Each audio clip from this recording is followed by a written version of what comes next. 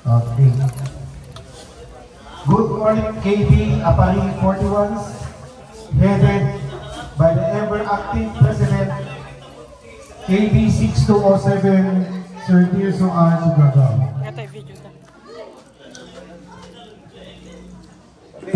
It is with great pride and a sense of deep gratitude that I address you today.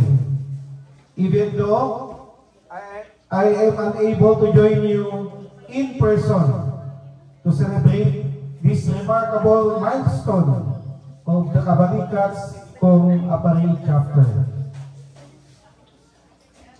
Celebrating another year of growth, resilience, and success. And I wanted to take a moment to reflect on what we achieved together.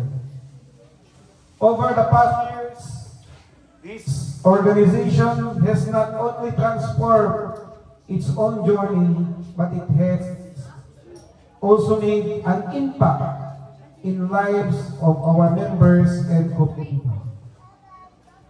We have weathered challenges, celebrated victories, and most importantly, remain true to our values and mission. This is no small feat, and it is a testament to the dedication, passion, and commitment of every member who has contributed to our success.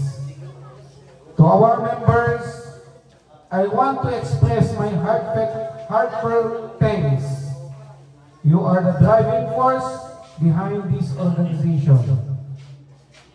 It's because of your effort that we continue to make strides and set new benchmarks of our excellence in our field. Looking back at all we have accomplished is truly inspiring, but even more exciting and looking ahead to what the future holds. We are just getting started. Our vision is clear, and the potential for growth and impact is limitless. Together, we will continue to innovate, adapt, and build upon the strong foundation that we have.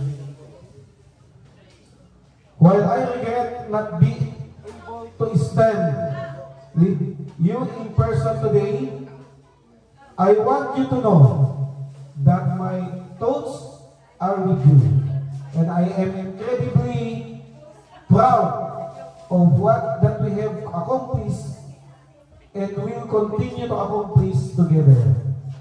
Once again, thank you to each and every one of you for your unwavering support, your dedication, and your belief in the mission of Cabalicats Civico.